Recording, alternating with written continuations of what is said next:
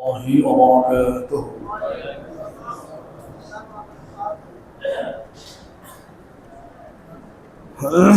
الحمد لله الحمد لله نحمده ونستعينه ونستغفره ونعوذ بالله من شرور أنفسنا ومن سيئات أعمالنا. من يهد الله فلا مضل له ومن يضلل فلا هادي له. ونشهد أن لا إله إلا الله وحده لا شريك له.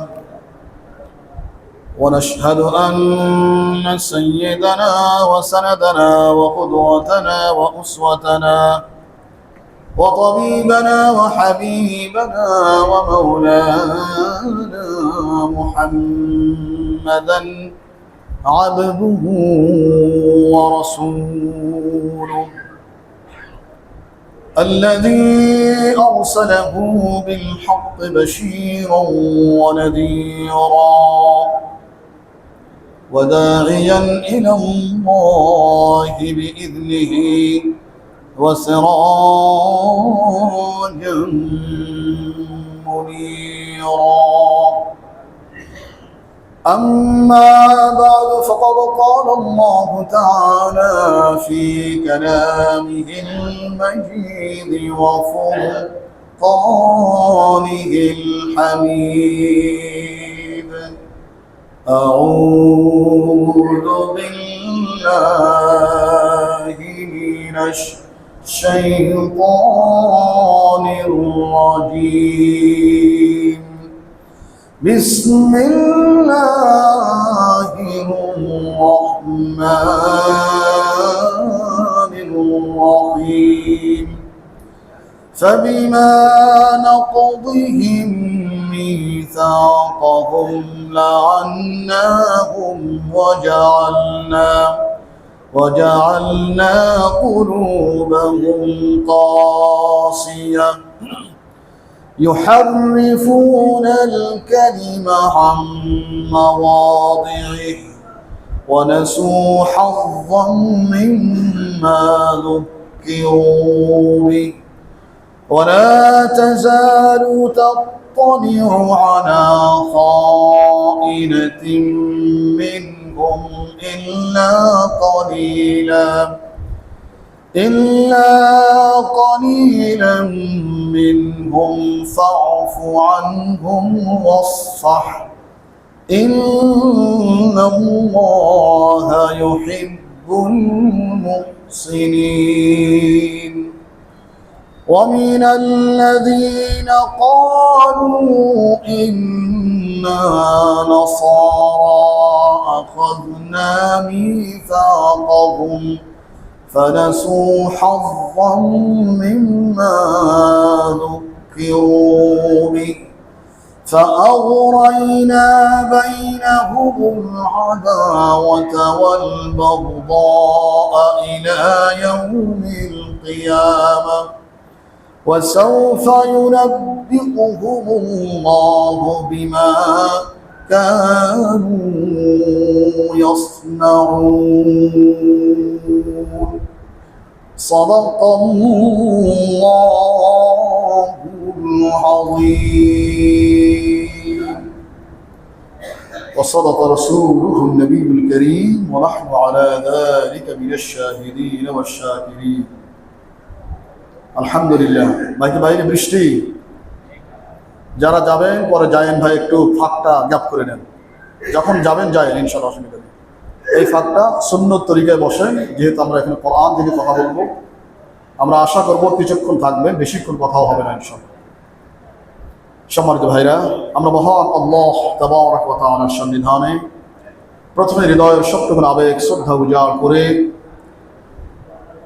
অযুত এবং নিযুত শুকরগুজার হচ্ছি যে মাবুদ আমাদের সবাইকে পবিত্র ঈশ্বর নামাজ যথারীতি যথানিয়মে জামাতের সাথে আদায়ের পর সরাসরি ধারাবাহিক কোরআন কারীমের তাফসীর অনুষ্ঠানের এই পর্বে আমাদের বসা তৌফিক ইনায়েত করেছেন।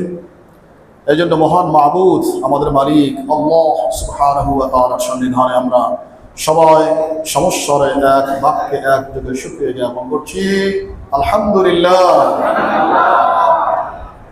সম্মানিত ভাইরা, আমি আপনাদের সামনে আজকে কোরআন কারীমের ৬ষ্ঠ পারা সূরা মায়েদা এর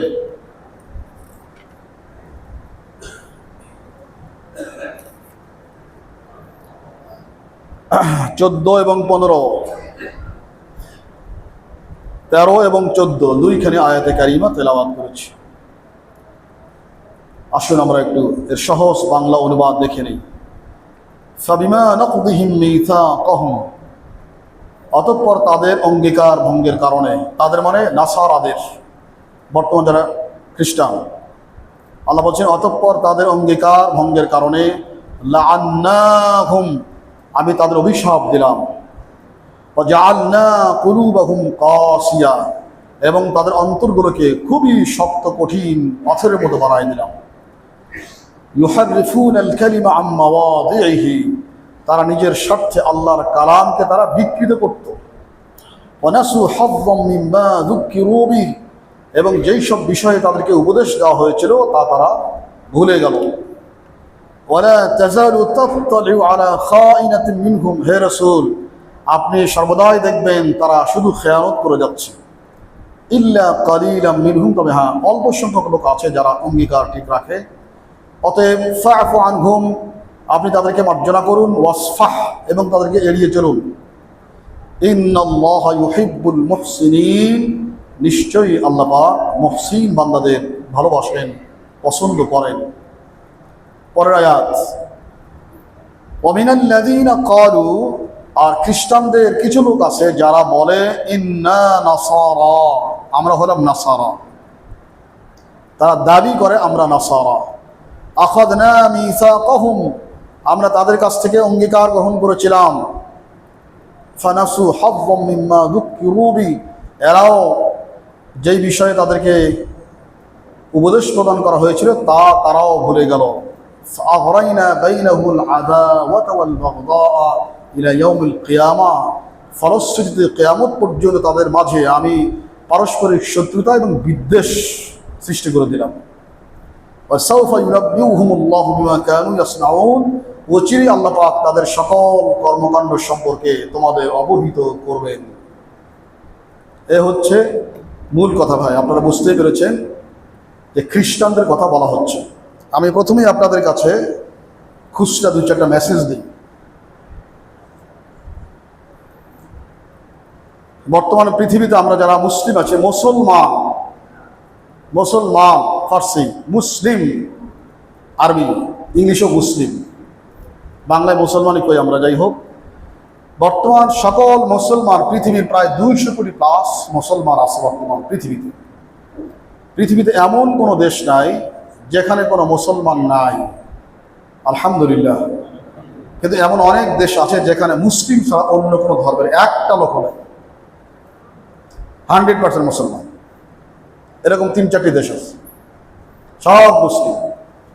যাই হোক, ২০০ কোটি প্লাস মুসলমান যদি জিজ্ঞেস করি আল্লাহকে, আল্লাহ আমরা তো শত্রু চিনি না, মিত্র চিনি না, আমাদের আসল বন্ধুকে আসল মিত্রকে তাও চিনি না, আল্লাহ আপনি একটু বলে দিবেন মুসলমানদের জানের শত্রু প্রাণের শত্রুকে যদি জিজ্ঞেস করি আল্লাহকে, যা আমাদের সবচেয়ে বড় শত্রুকে, তো আল্লাহ পাক আপনাকে এই সূরারই সম্ভবত ৮৭ নম্বর আয়াত,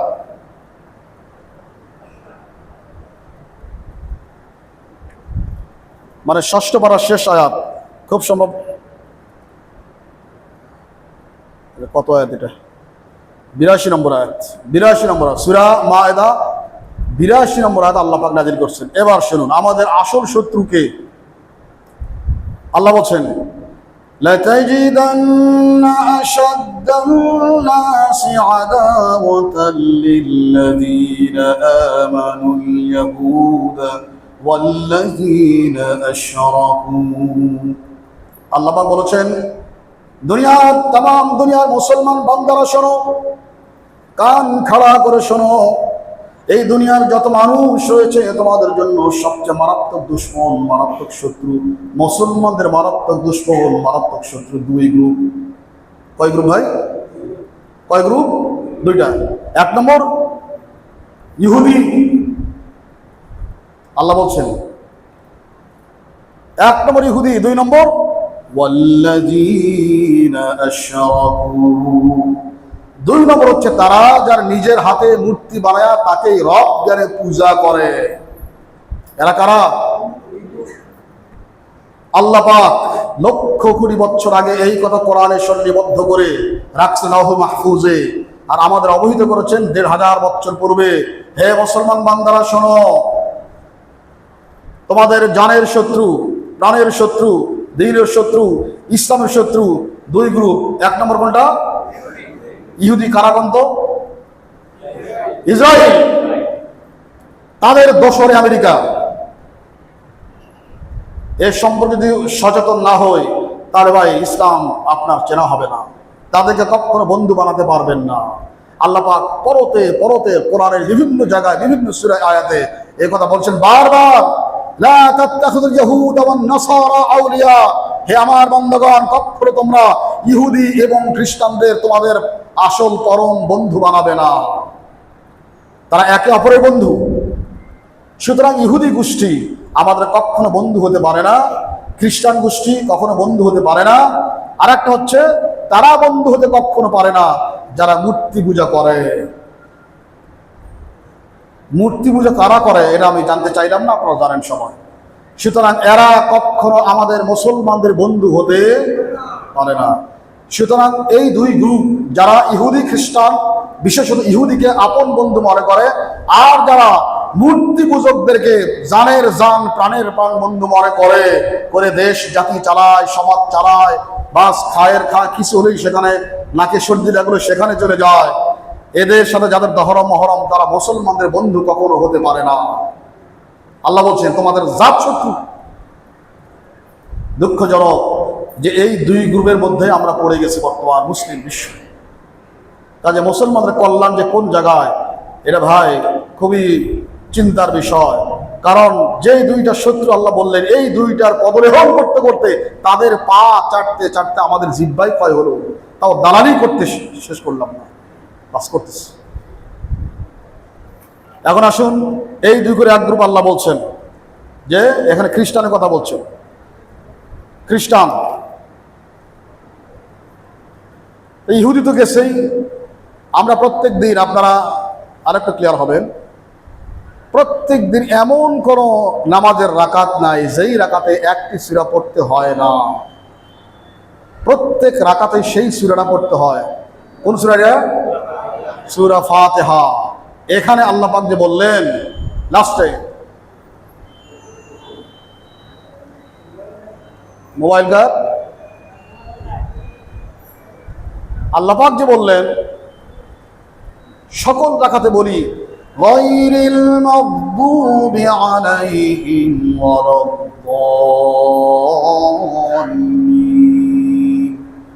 আল্লাহ দয়া করে আমাদের মাগদুব যারা তাদের পথে নিও না, আর দাল্লিন যারা তাদের পথেও নিও না। কোন পথে নিবে? সিরাতাল্লাযীনা আন'আমতা আলাইহিম, তাদের পথে নিও যাদেরকে আল্লাহ তুমি নিয়ামত দান করেছো, অনুগ্রহ দান করেছো। এই গ্রুপ চারটি, একটা হলো মিনান নবিয়্যিন, সিদ্দিকিন, শুহাদা, সালিহিন। এই চারটার পথকে আল্লাহ পাক নিয়ামত প্রাপ্তদের পথ বলেছেন।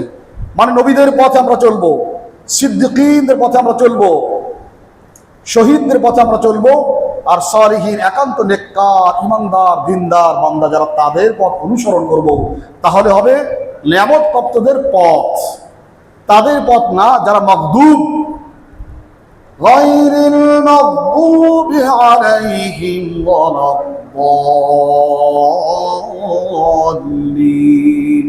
এই যে দাল্লিন মাগদুব, আল্লাহ তাদের পথে নিও না।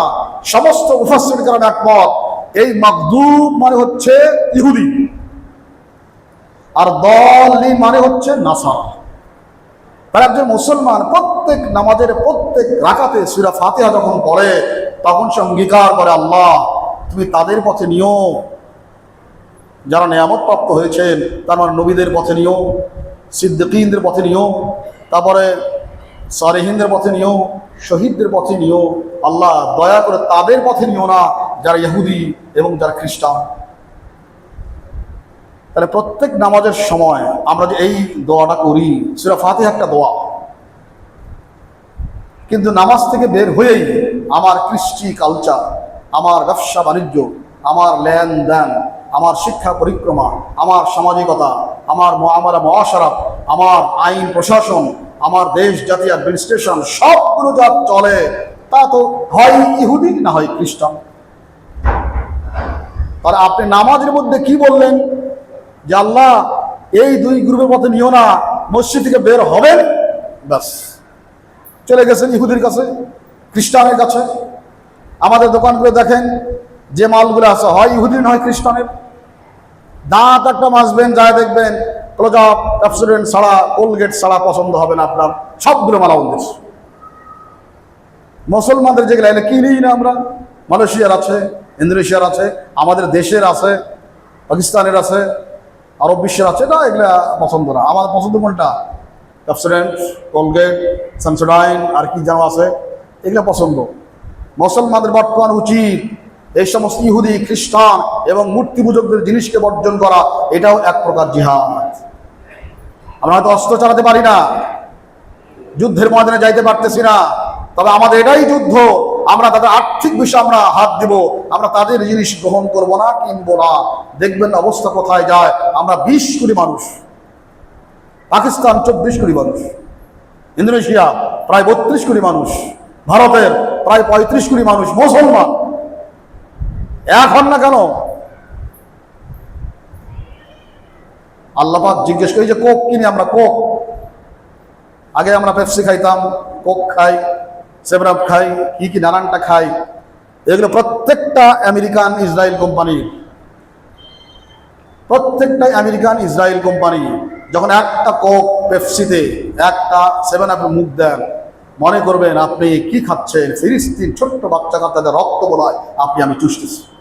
কারণ এর এক লাভের অংশ ইসরায়েল গ্রহণ করে, সেইটা দিয়ে আমাদের ফিলিস্তিন ভাই বোনদেরকে মারতেছে। পেপসি একটি বড় একটি বাক্যের সংক্ষিপ্ত রূপ, পেপসি। আপনারা জানেন অনেকেই, pay is Penney to save Israel, সংক্ষিপ্ত পেপসি। পিতে পে, ইতে ইচ প্রত্যেকটা। আর ইসরায়েলের হলো মুদ্রার নাম Penney, pay is Penney to save, রক্ষা করার জন্য ইসরায়েল। ইসরায়েলকে রক্ষা করার জন্য প্রত্যেকটি পেনি খরচ করো। সেইটা একজন মুসলমান কিনে খাইলো শখ করে। আপনার শখ, আপনার তৃপ্তি লাগতেছে, মুখরোচক খাবার খাইলেন আপনি, আর এটা দিয়ে ইহুদিবাদী, খ্রিস্টানবাদী, জায়নবাদী ইহুদিরা গোটা আরব বিশ্বকে অস্থির করে রাখছে। আমি মুসলমান কেমন এটা খাই?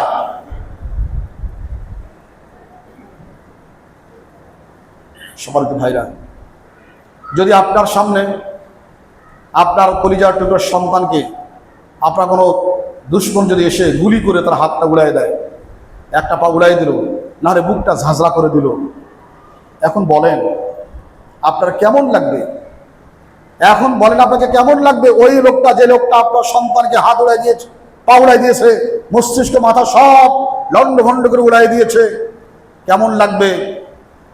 তারপরে আরেকটা বলি, যদি আমাদের কারো হাত পা না, পায়ের কনিষ্ঠাঙ্গুলি, পায়ের যে একটা ছোট্ট আঙ্গুলি আছে, সেখানে যে একটা বড় ব্যথা লাগে, দেখবেন সেই ব্যথার কারণে আপনার পা থেকে মাথা পর্যন্ত পুরো শরীরটা ব্যথায় জর্জরিত হয়ে গিয়েছে। কি ভাই, ঠিক না? কারণ একই অঙ্গ, একটা বডি, একটা শরীর, পায়ে লাগলে মাথায় লাগে, মাথায় লাগলে পায়ে লাগে, সারা শরীর বেদনাক্লিষ্ট হয়ে গেছে, ব্যথায় জর্জরিত হয়ে গিয়েছে। কারণ একই অঙ্গ, একই শরীর, তার একটি অংশ বিশেষ।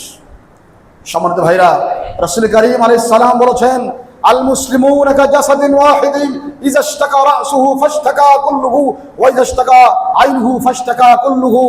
নবীজি বলেছেন, শোনো, সমস্ত দুনিয়ার মুসলমানরা একটি অঙ্গের ন্যায়, হোক না জাপানের এক মুসলিম আর নরওয়ের আর এক মুসলিম, এরা সবাই আমার ভাই মুসলিম, একই কালেমার ভাই আমরা, সুতরাং দুনিয়ার সমস্ত 200 কোটি মুসলমান মিলে একটা অঙ্গের মতো। দুনিয়ার কোন প্রান্তে আমার এক মুসলমান ভাইকে টর্চার করা হলে, অত্যাচার করা হলে, নির্যাতন করা হলে তা মনে করব আমার আঙ্গুলে, আমার হাতে অথবা পায়ে আঘাত লাগছে, ওইটা ফিলিস্তিন ভাইয়ের হাত পুড়ে যায় না, আমি একজন মুসলমান, এটা আমারই হাতকে উড়াই দেওয়া হয়েছে, কারণ সে আমার ভাই। এজন্য ইসলামে জাতীয়তাবাদ নাই, ইসলামে ধর্মনিরপেক্ষবাদ নাই, জাতীয়তাবাদ নাই। কিসের জাতীয়তাবাদ? আমাদের জাতীয়তাবাদ হচ্ছে ইসলাম। কি ভাই, ইসলাম কোনো জাতীয়তাবাদ হয় না। রাসূল বলছেন, যারা একজন আরেকজনকে জাতীয়তাবাদের দিকে ডাকে তারা আমার উম্মত নয়। আর সেকুলারিজম তো কোনো ইসলামে নাই, হারাম। সুতরাং সারা দুনিয়ার 200 কোটি মুসলমানের একটাই জাতীয়তাবাদ, সেটা হচ্ছে আমরা ইসলাম মানি, মুসলিম। জাপান তার জাতীয়তা থাকলে ইসলাম, বাংলাদেশ ইসলাম, ভারত ইসলাম, পাকিস্তান ইসলাম, সৌদি আরব ইসলাম, আমাদের একটাই, আমরা ইসলাম জাতীয়তাবাদ মানি। বাঙালি জাতীয়তাবাদ, ভারতীয় জাতীয়তাবাদ, আরব জাতীয়তাবাদ, পাকিস্তানি জাতীয়তাবাদ ন। এই ইসলামকে মুসলমানদের ভাগ করা যে সিস্টেম আল্লাহ পাক রাখে না, সব এক, আমরা সব এক। সম্মানিত ভাইরা, এই যে বললাম মোট 3টি শত্রু হয়ে গেল এখন, ইহুদি, খ্রিস্টান আর মূর্তি পূজক। এই 3 শত্রু থেকে সাবধান, না হলে কখন কোন পারে পড়ে যা আপনার ইমান সালভ হয়ে যাবে বুঝতেই পারবেন না। জবান আপনার এমন সব কথা বলবেন আপনি, কারণ ওই দর্শন যদি মানেন, আপনি মুখ থেকে মনে করবেন না ভালোই তো বললেন, কিন্তু এই বলার দ্বারা আপনি জানেন না আপনি কি ক্ষতি করলেন। এই কথা মুসলমান আপনার হওয়া উচিত না। আমরা মাঝে মধ্যে এমন সব কথা বলি, চিন্তাই করি না। কথা আমার না, কথা হলো কথা হলো মোসাদের, ইসরায়েলের কথা, ভারতের কথা। আপনি মুখ দিয়ে বলতেছেন আপনি মুসলমান, কারণ আপনি মুসলমান, আপনার নিজস্ব বক্তব্য নাই, আপনার কোনো সে নাই, আপনি ধার করা কথা কোনো বলেন। এই জন্য আল্লামা ইকবাল বলেছেন, উনহি কামা ফিল চাওয়ার তাহ, উনহি কামা ফিল সওয়ার তাহ, চরগ মেরি হে রাত উনকি, उन्हीं का मतलब कह रहा हो, जुबान मेरी है बात उनकी। উনি বলছেন আমি এমন একটা মানুষ, उन्हीं का मतलब कह रहा हो, उन्हीं का महफिल सवारता हो, चराग मेरी है रात उनकी। আমি অন্যের প্যান্ডেল সাজাই দেই, অন্যের ঘর সাজাই দেই, আমার নিজের ঘর সাজাতে পারি না, আমার ঘরটা অন্ধকার থাকে। অন্যের ঘরে লাইটিং করে দেই, অন্যের প্যান্ডেল সাজাই দেই, আমার প্যান্ডেলে কোনো কিছু করতে পারি না, অন্ধকার। আর উনহি কা মতলব কাহা রাহা হো, অন্যের মতলব, অন্যের ধান্দাবাজির কথা আমি আমার মুখ থেকে বলি, কিন্তু আমার কোনো বক্তব্য মতলব আমি বলতে পারি না। কি মিন করে কথাটা? এই জন্য ভাই, কথা বলবো মুসলমানদের স্বার্থে, কথা বলবো ইসলামের স্বার্থে, কথা বলবো কোরআন এবং সুন্নাহর স্বার্থে, কথা বলবো আল্লাহ এবং রাসূলের স্বার্থে, এর অন্যথা যেন না হয়। এখন দেখি আমরা যে এই যে খ্রিস্টানরা, এখানে খ্রিস্টান, فَبِمَا نَقْضِهِمْ مِيثَاقَهُمْ لَعَنَّاهُمْ وَجَعَلْنَا قُلُوبَهُمْ قَاسِيَةً। আল্লাহ বলছেন খ্রিস্টানদের উপর্যুপরি অঙ্গীকার ভঙ্গের কারণে আমি আল্লাহ পাক তাদেরকে অভিশাপ দিয়েছিলাম এবং তাদের অন্তরগুলোকে কঠিন করে দিয়েছিলাম। আচ্ছা, অভিশাপ তো গেছে, তাহলে বুঝে গেল আল্লাহর পক্ষ থেকে অঙ্গীকার বারবার ভঙ্গ করা হলে আল্লাহ পাক তার হৃদয়টা, মনটাকে কঠিন করে দেন, কঠিন করে দেন, কঠিন করে দেন। আমরা আল্লাহর সঙ্গে কত না অঙ্গীকার ভঙ্গ করছি, কত না অঙ্গীকার ভঙ্গ করছি। সবচেয়ে বড় অঙ্গীকার আমি আপনাদের বলছিলাম, রুহের জগতে আল্লাহ পাক 3টা কনফারেন্স করেছিলেন, 3টে কনফারেন্স সম্মেলন করেছিলেন। একটা হল নবীদের সম্মেলন, নবীদের সম্মেলন। অঙ্গীকার নিয়েছিলেন, হে নবীরা শোনো, আমি তোমাদের সবাইকে নবী বানিয়েছি, তোমাদের কারো জীবদ্দশায় যদি আমার শেষ জামানার নবী মুহাম্মদ সাল্লাল্লাহু আলাইহি ওয়াসাল্লাম আগমন করেন, নিজের নবুয়তগিরি বাদ দিয়ে একেবারে তার আনুগত্য করবে, তার উম্মত হয়ে যাবা, তার নবুয়তকে স্বীকার করবো, নিজেরটা বাদ। তোমাকে রাজি আছো? সকল নবীরা বললেন আল্লাহ আমরা রাজি আছি, আকরারনা, আমরা মেনে নিলাম। 2 নম্বর অঙ্গীকার হলো, কনফারেন্স হলো ওলামায়ে কেরামের কনফারেন্স।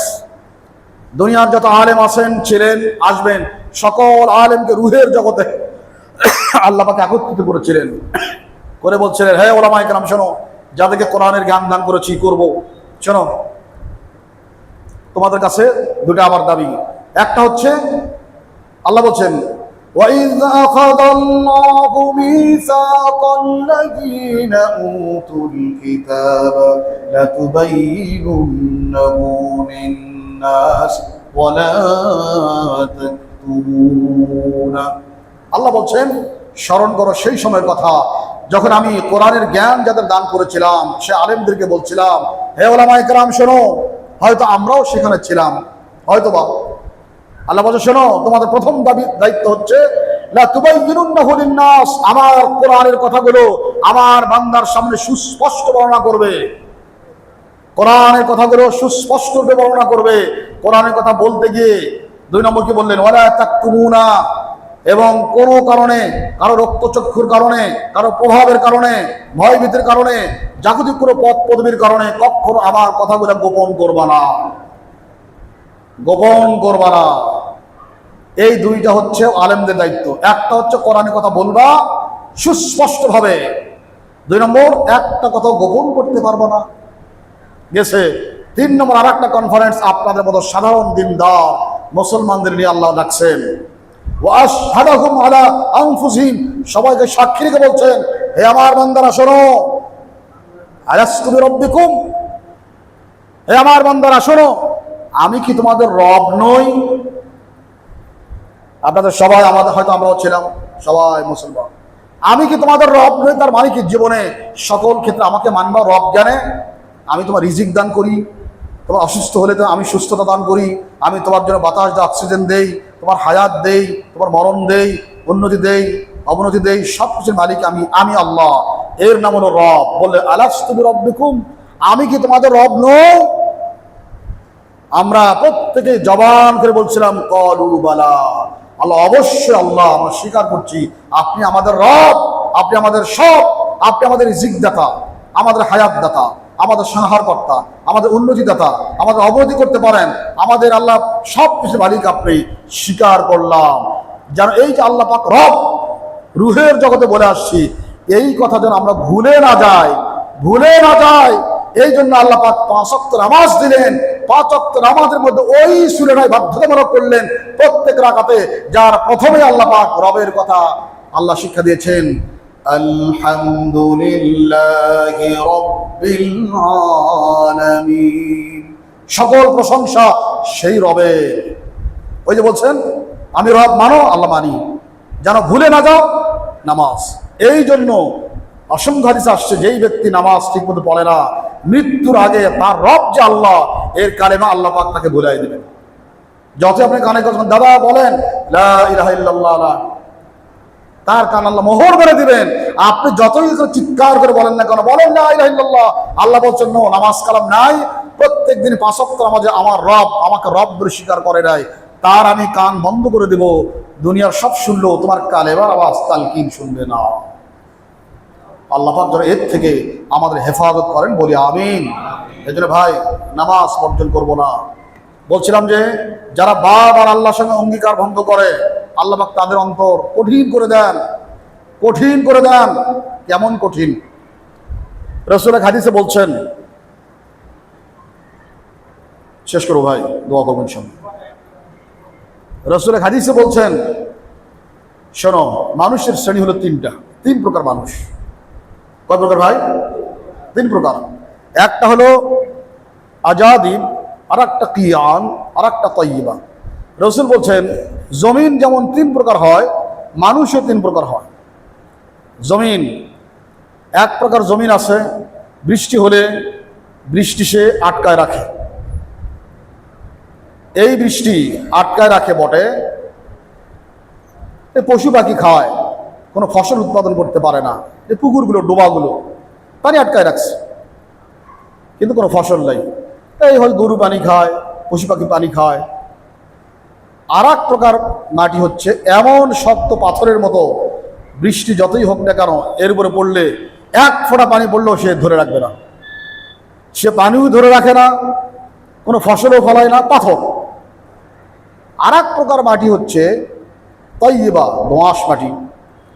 বৃষ্টি হলে ধরে রাখে, এতটুকু পানি ধরে রাখে যাতে আবাদ হয়, ধান কাটতে পারেন, বিভিন্ন ফসল উৎপাদন করতে পারেন। পানি আবার শুকিয়ে গেলে আর্দ্র থাকে, পলি মাটি হয়ে যায়।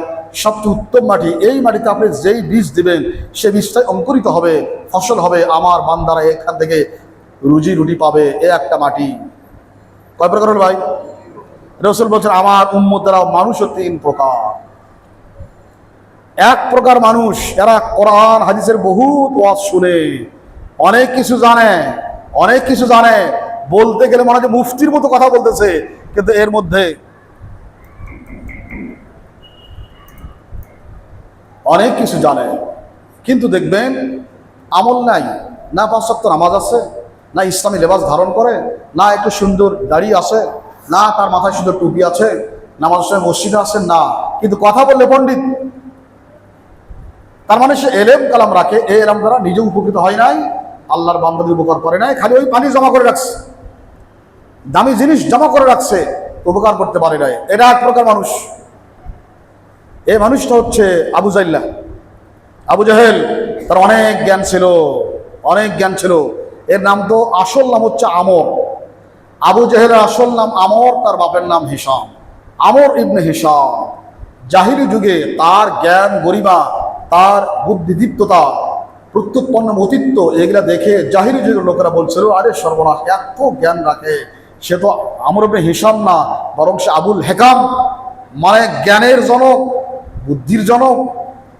পরবর্তীতে এসে রাসূল সাল্লাল্লাহু আলাইহি ওয়াসাল্লাম বারবার যখন তাকে যুক্তি দিয়ে, কোরআন দিয়ে, হাদিস দিয়ে, লজিক দিয়ে, বিভিন্ন উপমা দিয়ে যখন বুঝাচ্ছিলেন, বারবার ওই ছাগলের মতো, ছাগলের কানে যদি অনেক দোয়া দরুদ পড়ে ফু দেন, ছাগল, তার মানে কি আমি কিচ্ছু বুঝিনি, ছাগলের মতো। আবু জেহেলকে বারবার বলা হচ্ছিল, যতই বলা হোক, আবু জেহেল কয় রাসূল তখন বলছে তুই তো আবুল হেকাম না, তুই হচ্ছিস আবু জেহেল, মূর্খের পিতা। সুতরাং তার এলেম ছিল, এলেম কাজে লাগে না। 2 নম্বর, এমন মাটি যেটা বৃষ্টি, পাথর, বৃষ্টি পড়ার সঙ্গে সঙ্গে চলে যায়, ফকফকা হয়ে যায়, বৃষ্টি ধরেও রাখে না, ফসলও গজায় না। এটা হলো একদম কাফের যারা, যাদের কানে যত বড় আলেম মস্কর হোক না কেন, যত ভালো করে তাফসীর করা হোক না কেন, যত শুদ্ধ করে বলা হোক না কেন, সে যে একটা সিদ্ধান্ত নিয়ে আসে এমন গোড়া, বাস তার মত পথ থেকে এক চুল সরবে না, এক চুল সরবে না। এই এক চুল সরবে না। রাসূলের আপন চাচা আবু তালেব রাসূলকে খুব মহব্বত করেছেন, কিন্তু যতবার ইসলামের দাওয়াত দিয়েছেন তার জায়গা থেকে সরেন না। এটা এক জাত, আমাদের সমাজে ওই জাত বহুত আছে। দেখবেন বহুত কথা শুনে বাস কিচ্ছু না, আরে হুজুর এইসব করবে মিয়া, আজান দিয়ে খায়, তার আর কি করবে, তা তো বলবে, একদম শেষ। ভাই কিয়ামতের দিন যখন আমরা উঠবো, আল্লাহ পাক আপনাদের প্রত্যেককে জিজ্ঞেস করবে আলাম ইয়াতিকুম নাযীর, হে বান্দা কত জানি না, কিচ্ছু জানি না। আলাম ইয়াতিকুম নাযীর, তোমার কাছে কোনো নবী রাসূল যান নাই, আলেম ওলামা যান নাই? নাযীর মানে সাবধানকারী। নবী হতে পারে, রাসূল হতে পারে, আলেম ওলামা হতে পারে, ইমাম খতিব হতে পারে, ইসলামিক স্কলার হতে পারে, বক্তারা হতে পারেন, সবাই নাযীরের মধ্যে অন্তর্ভুক্ত। আল্লাহ পাক বলবেন আলাম ইয়াতিকুম নাযীর, বান্দা তুমি যে কেউ জানো না, কিচ্ছু জানতে পারো নাই, তোমার কাছে কি ওলামায়ে কেরাম ছিল না, ইমাম খতিব ছিল না, বক্তারা ছিল না, বিভিন্ন ইসলামী কাজ যারা করে, ইসলামের সংগঠনগুলো ছিল না? তখন সে বলবে ক্বালু বালা, জি আল্লাহ ছিল। তাদের কথা শুনো নাই? আল্লাহ পাক তখন আবেগ দিয়ে বলবেন ও আমার বান্দা, আলাম ইয়াতিকুম রাসূলুম মিনকুম ইয়াতলুনা আলাইকুম আয়াতি রাব্বিকুম ওয়া ইউনযিরুনাকুম লিকাআ ইয়াউমিকুম হাযা। ও আমার বান্দা, তোমার কাছে আমার নবীগণ কি যান নাই, আমার ওলামায়ে কেরাম বান্দারা কি যায় নাই, তারা কি তোমার সামনে আমার কালাম থেকে তেলাওয়াত করে শোনাই নাই যে আল্লাহ পাক কোরআনে এই তথ্যগুলো বলছেন? ভাই শোনেন, এটাকে বলে নাই? এবং তোমাদের এই কঠিন কিয়ামতের দিন সম্পর্কে আমার বান্দারা, ও বান্দারা, তোমাদেরকে কি আলেমরা সাবধান করে নাই? তখন তারা বলবে ক্বালু বালা, আল্লাহ গিয়েছিল, নবীগণ গিয়েছিলেন, উলামায়ে কেরাম গিয়েছিলেন, অনেক ইসলামী বক্তা গিয়েছিলেন, আল্লাহ সবাই বলছিলেন। এই কথা তো আমাদের কাছে বারবার বলছে, তোমরা কি বলছো? তখন তারা বলবে ফাকাযযাবনা ওয়া কুলনা মা নাযালাল্লাহু মিন শাই। তখন তারা বলবে আল্লাহ গিয়েছিল, আল্লাহ আমরা দুনিয়ায় মনে করতাম এরা মিছা কথা কয়, এই সমস্ত হুজুর বাড়ি মিথ্যা কথা কয়, বানায় সানায় কথা কয়, এমন কথা ইসলামে নাই, আল্লাহ এসব কথা বলে নাই, বানায় সানায় কয়। যখন এই কথা বলবে ও গিয়েছিল, উলামায়ে কেরাম গিয়েছিল, আল্লাহ সাবধান করছিল, জি আল্লাহ বলছো মিথ্যা কথা, জি আল্লাহ। আল্লাহ পাক তখন বলবেন শোনো, আমার কাছে কোনো আবদার অনুরোধ চলবে না। ক্বালা খসাউ ফিহা ওয়ালা তুকাল্লিমুন, এই জাহান্নামের আগুনে পুড়তে থাকো, দগ্ধ হতে থাকো, আমার সঙ্গে আর কোনো কথা বলবো না, শেষ। জাহান্নামে পুড়তেই থাকো, পুড়তেই থাকো। সম্মানিত ভাইরা, আপনাদেরকেও জিজ্ঞেস করা হবে আলাম ইয়াতিকুম নাযীর, তোমার কাছে যায় নাই? কি বলবেন? মিছা কথা বলবেন না, আল্লাহ যায় নাই। তখন তো এই যে বাস, এই যে আছে, এরা কেরামুন কাতিবিন না, দুই ফেরেশতা, নাম তো কেরামুন কাতিবিন না, না এগুলা না, এরা সম্মানিত লেখক বৃন্দ, এরা অনেকগুলো লেখক। তারা বের করে দেবেন আমলনামা, আল্লাহ পাক ভিডিও চালাই দেবেন, দেখেন আপনি কোন কোন হুজুরে ওয়াজে গিয়েছিলেন, কোন জুমা কোথায় পড়ছেন, কার কাছে কি পড়ছে। এই দেখো অশ্রু নাই, এই যে বসা তুমি, এই যে খতিব সাহেব ওয়াজ করতেছে, তো কও যাও নাই, শোনো নাই, চুপ। আল্লাহ পাক যখন চলে যাবেন তখন এই বান্দা এ হাত কামাবে, ওয়ায়াউমা ইয়া'আদু যালিমু আলা ইয়াদাইহি, তখন নিজের দুঃখে ক্ষোভে রাগে তখন নিজের আঙ্গুল হাত কামড়াবে আর বলে ইয়া লাইতানি ইত্তাখাযতু মা'আর রাসূলি সাবিলা। দুনিয়ার এই সমস্ত পচা টসা নেতা বাদ দিয়ে আমি যদি রসুল এবং ওলামায়ে কেরামকে মেনে নিতাম জীবনে, আজকে আমার এই ফয়সালা হতো না। তখন সে আক্ষেপ করে বলবে, তখন বলবে লাউ কুন্না নাসমাউ আও নাআকিলু মা কুন্না ফি আসহাবিস সাঈর। তখন ওই বান্দা অনেক দুঃখ করে আক্ষেপ করে বলবে আহারে, দুনিয়ার জীবনে যদি আলেমদের কথা আমি শুনতাম, যদি বোঝার চেষ্টা করতাম, মানার চেষ্টা করতাম, আহারে আর আজকের এই কঠিন দিনে আমাকে জাহান্নামের আগুনের মধ্যে আজকে পড়তে হতো না। হায় হায় কি ভুল করেছি, কি ভুল করেছি, লাভ নাই, লাভ নাই। এই জন্য ভাইরা, আপনাদের কাছে আজকে আমাদের যে সংক্ষিপ্ত উপস্থাপনা, যে আমরা জীবনের সকল ক্ষেত্র থেকে এক নম্বর ইহুদি বর্জন করব, তাদের মাল বর্জন করব, ভাই পারবো না? 2 নম্বর খ্রিস্টান, 3 নম্বর যারা পৌত্তলিক মূর্তি পূজক, এই 3 গ্রুপকে আপনার আমার জীবনের জন্য প্রাণের দুশ্মন। কোনোভাবেই তাদেরকে যদি বাধ্য হই, কখনো বাধ্য হয়ে যায়, সেটা আল্লাহ পাক রেয়াত দিয়েছে। কিন্তু খামাখা কোনো কারণ নাই, তাদের জিনিসকে খুব মজা করে ব্যবহার করছেন, খাচ্ছেন, তাদের সঙ্গে সখ্যতা বা আবার বানাইছে কি ধর্ম যার যার, উৎসব সবার, মাশাআল্লাহ। এখন দুর্গাপূজা চলে, যান ওখানে পূজায় দেন, আস্তাগফিরুল্লাহ আযীম। নো, এসব ইসলামের কথা নয়, এটা কুফরি কথা। ধর্ম যার যার, উৎসব সবার। জুমার দিন আমাদের উৎসবের দিন, এখানে হিন্দু বৌদ্ধরা আসবে এখানে জুমার মসজিদে, ওরা যেই গরুকে মা মনে করে সেই গরু আমরা ঈদের দিনে লাখ লাখ জবাই করে দেয়, ওরা দাওয়াত দেন তোর মারে জবাই করে আয়। কেমন বন্ধুত্ব হয়? যে পেশাব গায়ে লাগলে আমাদের ওযু নষ্ট, কাপড় নষ্ট, সেই পেশাবটা সুবা না দিলে, এটা চুমুক দিয়ে না খাইলে ওদের শরীর পবিত্র হয় না। এরা আপনার বন্ধু না ভাই। ইসলাম, কনক্রিট ইসলাম মানতে হবে। একটু ইসলাম মানবেন, আর একটা হলো আধুনিক। আল্লাহ এটা চান নাই। আল্লাহ বলছেন উদখুলু ফিস সিলমি কাফা, বান্দা মুসলমান যদি থাকতে চাও তার এক মাসালা, না থাকতে চাইলে আর এক মাসালা। ইসলাম ভালো লাগে না, যাও।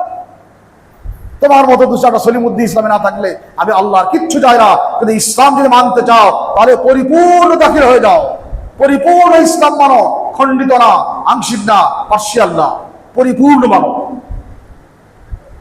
কাজে খ্রিস্টান, এদের বেশ কয়েকটা অপরাধ ছিল। এই যে বললেন খ্রিস্টানদের অপরাধ বেশ কয়েকটা। প্রথম অপরাধ ছিল তাদের তাওরাত ইনজিল কিতাবে, বিশেষ করে ইনজিল কিতাবে আল্লাহ রসুল যে আসবেন শেষ জামানায়, রসুলের সমস্ত অবয়ব বলা ছিল রসুল কারীম সাল্লাল্লাহু আলাইহি ওয়াসাল্লাম মাথাটা কেমন থাকবে, তার চুল কেমন হবে, তার কপাল মোবারক কেমন হবে, তার নাকটা কেমন হবে, নিচের দাড়ি মোবারক কেমন হবে, তার আচরণ কেমন হবে, চাল চলন কেমন হবে, উনি সাদকা যাকাত খাবেন কিনা, হাদিয়া গ্রহণ করবেন কিনা, সবগুলো বলা ছিল। রসুল যখন মদিনাতে আসলেন, তখন খ্রিস্টানরা রসুলের কাছে আসে, তাদের ইঞ্জিল থেকে যখন পড়তো, যেই লাইনের মধ্যে রসুলের কথাগুলো বলা আছে আস্তে করে আঙ্গুল দিয়ে রাখতো, গোপন করতো। এক অপরাধ। 2 নম্বর অপরাধ, একবার খ্রিস্টানদের মধ্যে এক ছেলে মেয়ে জেনা করছে, ওরা বহুত বিচার আচার করে পারে নাই, লাস্টে বলছে চলো মুসলমানদের নবী মুহাম্মদের কাছে যাই, শুনছি সে নাকি ন্যায় বিচার করে। আসছে মোহাম্মদ, আমাদের একটা সালিশ করতে হবে, কি এই যে 2 জন জেনা করছে, আমরা বহুত চেষ্টা করছি পারি নাই।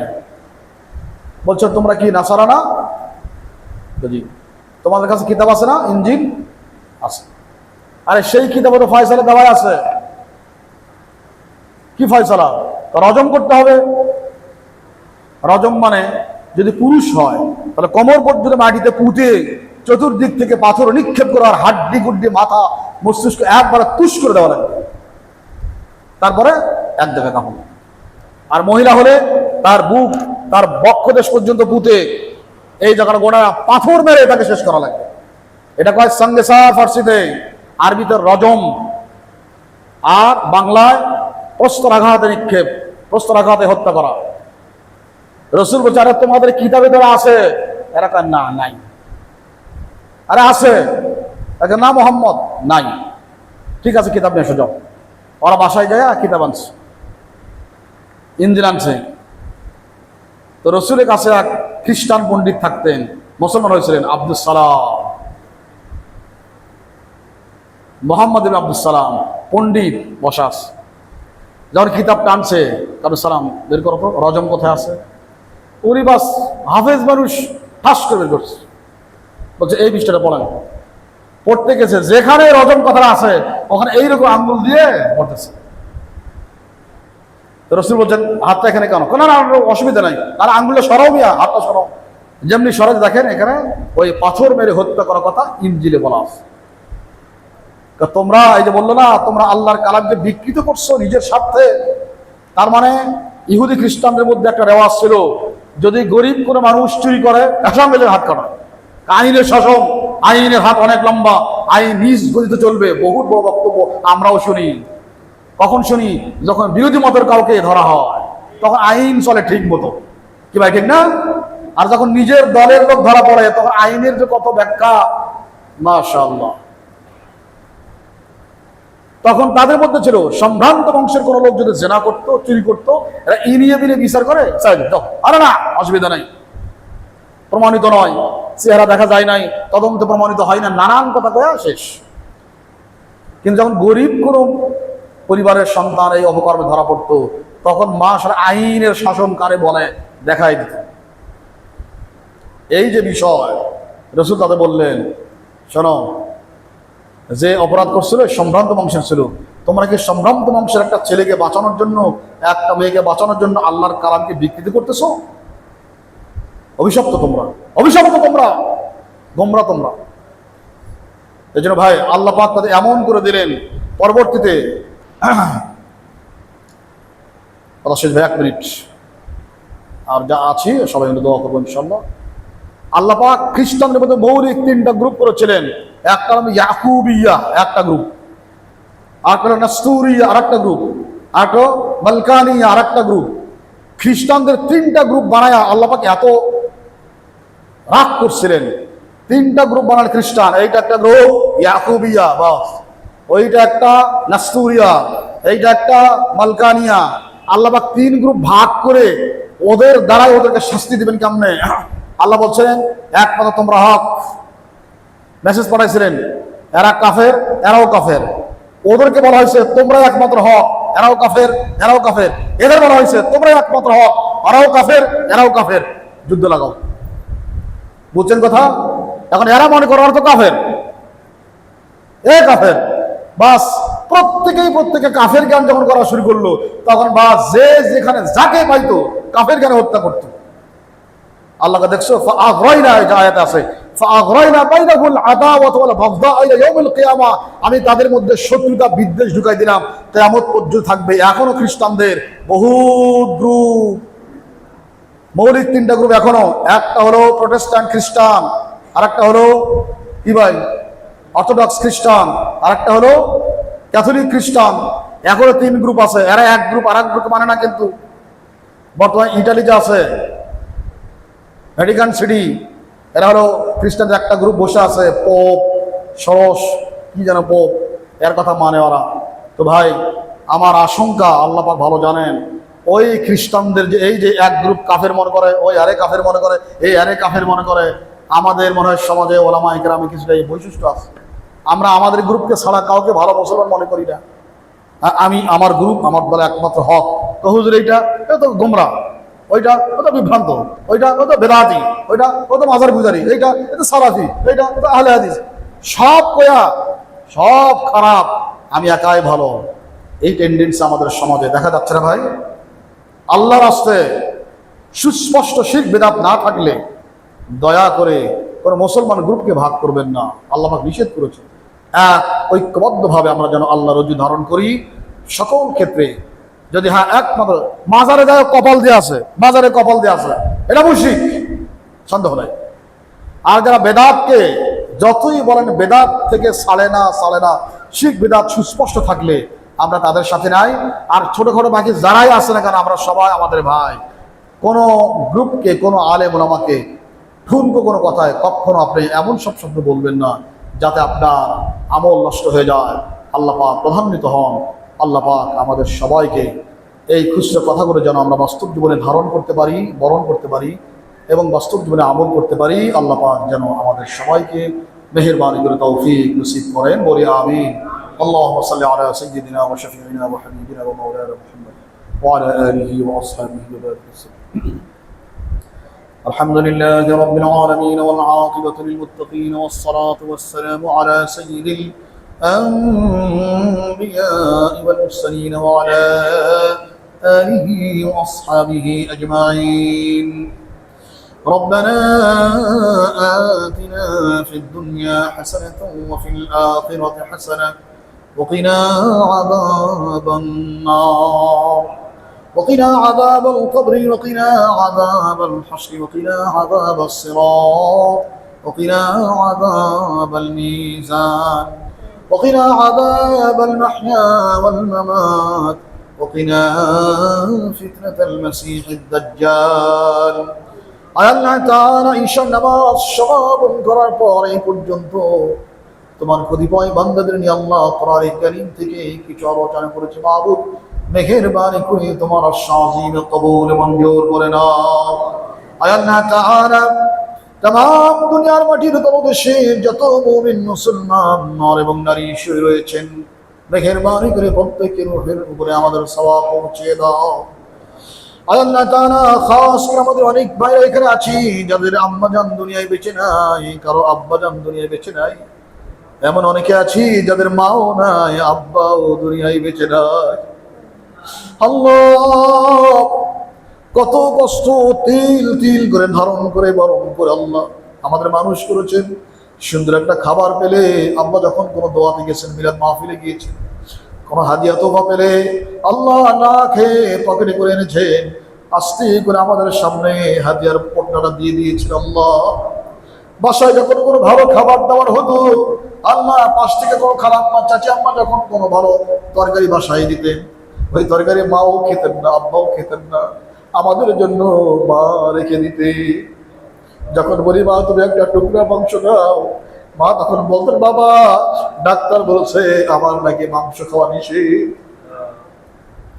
আল্লাহ তখন মা আসলে সত্য কথা বলেন নাই, আমাদের সুন্দর করে খাওয়ানোর জন্য আব্বা আম্মা এই কষ্ট করে করেছেন। আল্লাহ সে আব্বা আম্মা যার দুনিয়ায় নাই, জানি অন্ধকার গহীন কবরে কে কি হালাত আছে। হয়তো মুসিবতও থাকতে পারে, আল্লাহ গজবেও থাকতে পারেন, আযাবেও থাকতে পারেন। আল্লাহ আমাদের আব্বা আম্মার জন্য খাস দোয়া করছি, যারা আব্বা আম্মা অন্ধকার গহীন কবরে চলে গিয়েছেন। আল্লাহ আব্বা আম্মার কবরগুলো দয়া করে জান্নাতের বাগান বানায়া দাও। আর আল্লাহ তাআলা কবরগুলো প্রশস্ত বানায় দাও, তাদের শরীরে জান্নাতের উত্তম পোশাক পরিয়ে দাও। আল্লাহ কবরে আল্লাহ জান্নাতের হাওয়া জারি করে দাও, আল্লাহ বেহেশতের পরিবেশ তৈরি করে দাও। আল্লাহ বেহেশতের একখানা পথ, একখানা রাস্তা আল্লাহ কবর পর্যন্ত দয়া করে উন্মুক্ত করে দাও। আল্লাহ আব্বা আম্মা যাদের বেঁচে আছেন আল্লাহ, আল্লাহ হায়াতে তৈয়বা নসিব করো আল্লাহ। আল্লাহ আব্বা আম্মা যাদের বেঁচে আছে আল্লাহ হায়াতে তৈয়বা নসিব করো আল্লাহ। যত মানুষ দেখি, যত হিতাকাঙ্ক্ষী শুভাকাঙ্ক্ষী দেখি আল্লাহ, দিন শেষে দেখি আব্বা আব্বার চাইতে আমার আপন আর কেউ নাই। আল্লাহ তাদের হায়াত তৈয়বা নসিব করো, শান্তিময় জীবন দান করো, যদ্দিন হায়াত দিয়েছ আল্লাহ, আল্লাহ ভালো রেখো, সুস্থ রেখো, নিরাপদ রেখো আল্লাহ। আল্লাহ তাআলা আল্লাহ আমাদের হাত ধরে আমি সারা জীবন কত নাফরমানি করে যাচ্ছি আল্লাহ। আল্লাহ চোখে দেখলেও গুনাহের জিনিস দেখি, কারে শুনলেও গুনাহের আওয়াজ শুনি, আলা মুখ দ্বারা বললেও জীবন চুগলখড়ি করি, হাত দ্বারা ধারণ করলেও খারাপ জিনিস ধারণ করি, পা দ্বারা যখন চলি খারাপ জায়গায় চলি আল্লাহ, যখন দেমাগ দ্বারা চিন্তা করি ভালো জিনিস কমই চিন্তা করি, সব খারাপ চিন্তা আসে মাথায়। আল্লাহ তাআলা এরকম করতে করতে পা থেকে মাথা পর্যন্ত প্রত্যেক অর্গানে, প্রত্যেক অঙ্গ প্রত্যঙ্গের মধ্যে গুনাহ আর পাপ ছাড়া কিছুই তো করলাম না। সব যতটুকু করি আল্লাহ একেবারে নগণ্য, গুনাহের পরিমাণ অনুযায়ী সব তেমন কিছু করতে পারতেছি না মাহবুব। আল্লাহ একটা উপায় তোমার কাছে খাস ফরিয়াদ করি আল্লাহ, যদি আমাদের গুনাহ খাতা মাফ না করে দাও আল্লাহ, আমাদের যাওয়ার কোনো রাস্তা না। আল্লাহ তোমার কাছে ফরিয়াদ, এই জীবনে যত গুনাহের কাজ করলাম জেনে বুঝে দেখে না দেখে, শিরক বিদআত সগীরা কবিরা যাহির বাতিল যত গুনাহের কাজ করেছি মাহবুব, মেহেরবানি করে আমাদের तमाम জিন্দেগীর সব গুনাহ আল্লাহ মাফ করে দাও। আমাদের সবাইকে গুনাহমুক্ত জীবন যাপন করার তৌফিক দাও আল্লাহ। আল্লাহ আমাদের কামাই রোজগারে বরকত দান করো আল্লাহ। আমাদের অনেক ভাইয়ের মনে অনেক অনেক এমন দুঃখ বেদনা আছে, এটা প্রকাশ করলে আল্লাহ অনেক মানুষের চেহারা মলিন হয়ে যাবে আল্লাহ, অনেকে সহ্য করতে পারবে না। এমন দুঃখই আমরা থাকি, এমন কষ্ট লালন করে আমরা চলি ফিরি আল্লাহ, কাউকে বলার নাই আল্লাহ। দুনিয়ার কাকে বলবো, কে আমার কথা শুনবে, কেউ নাই আল্লাহ। কিন্তু মাহবুব তুমি আমাদের এমন মালিক, তুমি আমাদের এমন রব, যেই কথা দুনিয়ার কাউকে শেয়ার করতে পারি না, আব্বা আম্মাকেও শেয়ার করতে পারি না, ভাই বোনদেরকেও শেয়ার করতে পারি না, এমনকি নিজের স্ত্রীর কাছেও শেয়ার করতে পারি না। এমন কথাগুলো আল্লাহ তোমার কাছে মন খুলে আমরা বলতে পারি আল্লাহ, কারণ তুমি আমাদের সবচেয়ে কাছে, আমাদের আব্বা মার চাইতেও কাছে, আমাদের ভাই বোনদের চাইতেও কাছে, আমাদের সন্তানদের চাইতেও কাছে, আমাদের স্ত্রীর চাইতেও কাছে আল্লাহ। এই জন্য তোমার কাছে বলতে কোনো লজ্জা লাগে না, শরম লাগে না, ভয় লাগে না আল্লাহ। আমরা তোমার কাছে সবগুলো খুলে খুলে বললাম আল্লাহ, আমাদের যার যা প্রয়োজন সবগুলো তুমি কুদরতি নিজাম দ্বারা পূরণ করে দিও আল্লাহ। দুনিয়ার মুসলমানদের রহম করো, করম করো আল্লাহ। ফিলিস্তিনের মুসলমানদের রহম করো আল্লাহ। আল্লাহ ইহুদিবাদী যারা আছে আল্লাহ তাদেরকে হেদায়েত দাও আল্লাহ, আল্লাহ হেদায়েত দাও আল্লাহ, আল্লাহ হেদায়েত দাও আল্লাহ। আল্লাহ যদি তাদের নসিবে হেদায়েত না থাকে আল্লাহ, তুমি আর সামুদ জাতিকে যেমন ধ্বংস করেছিলে ওই রকম তোমার পক্ষ থেকে আযাব গজব দিয়ে আল্লাহ এই অসংখ্য বর্বর জাতিকে আল্লাহ তুমি নিশ্চিহ্ন করে দাও আল্লাহ। বাইতুল মুকাদ্দাসকে আল্লাহ স্বাধীন করে দাও আল্লাহ। ফিলিস্তিনের মুসলমান ভাইদেরকে আল্লাহ, বোনদেরকে আল্লাহ স্বাধীন সার্বভৌম দেশের নাগরিক হওয়ার তৌফিক দাও আল্লাহ।